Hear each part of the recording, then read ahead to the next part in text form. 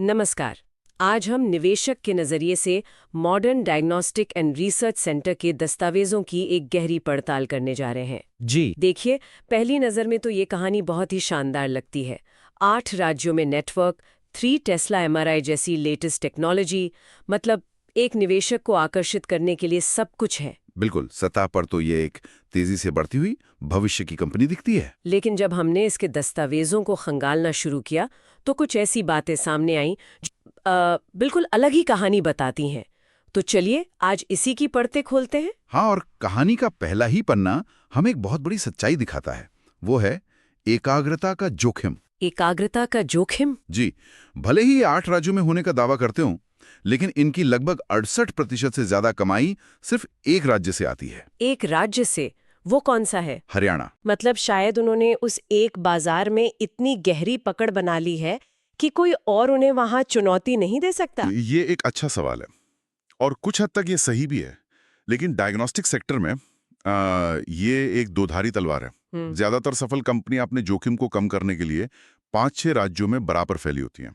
Modern diagnostic का ये pattern industry के ट्रेंड के बिल्कुल उल्टा है। तो मतलब कोई भी क्षेत्रीय गड़बड़? बिल्कुल, कोई भी आर्थिक, राजनीतिक या प्राकृतिक उथल-पुथल सीधे कंपनी के बिजनेस पर बहुत बुरा असर डाल सकती है। समझ गए। मतलब एक ही जगह पर हद से ज्यादा निर्भरता।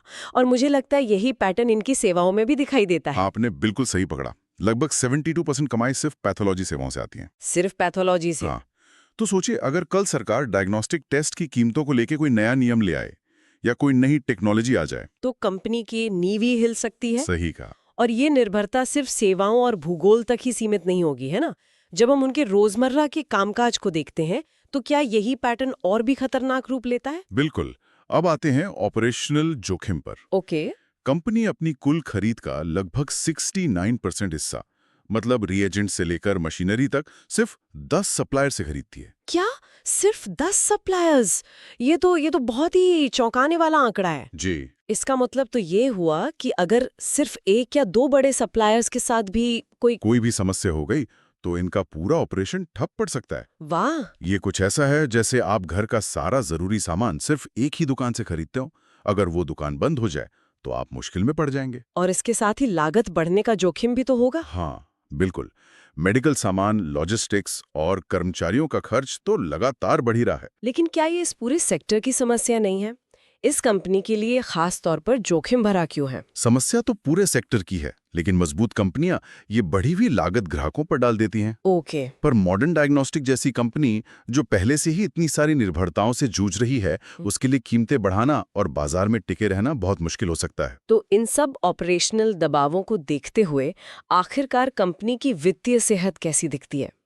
क्या खाते बही में भी यही तनाव नजर आता है? यहीं पर कहानी का सबसे चिंताजनक मोड़ आता है। वित्त वर्ष 2023 में कंपनी का ऑपरेटिंग कैश फ्लो नेगेटिव था। Negative cash flow? इससे आसान शब्दों में समझाइए, इसका मतलब क्या हुआ? इसका सीधा मतलब है कि कंपनी के रोजमर्रा के कामकाज से, मतलब टेस्ट करने और मरीजों से पैसे लेने से जो पैसा अंदर आना चाहिए वो आ नहीं रहा था, बल्कि उल्टे जेब से जा रहा था। बिल्कुल।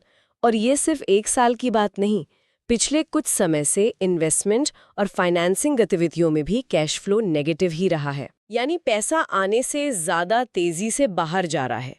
ये तो किसी भी बिजनेस के लिए खतरे की घंटी है। बिल्कुल। और तो और कंपनी पर 21 करोड़ रुपए से ज्यादा का कर्ज है। अच्छा, कर्ज भी है? और इसके कुछ प्रमोटर्स और डायरेक्टर्स पर कुछ कानूनी मामले भी चल रहे हैं। ये सब मिलकर एक बहुत ही जोखिम भरी तस्वीर बनाते हैं।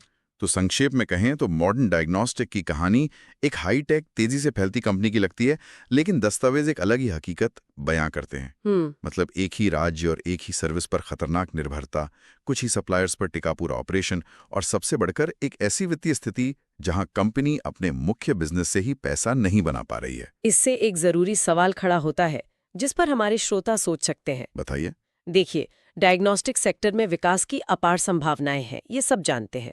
लेकिन एक निवेशक के तौर पर इंडस्ट्री की इस बड़ी और आकर्षक तस्वीर के सामने किसी एक कंपनी की इन गहरी दरारों को कैसे तौला जाएगा? बहुत जरूरी सवाल है। वो कौन सा बिंदु है जब एक कंपनी की ऑपरेशनल और वित्तीय कमजोरियां उसके बाजार के वादे पर भारी पड़ जाती हैं?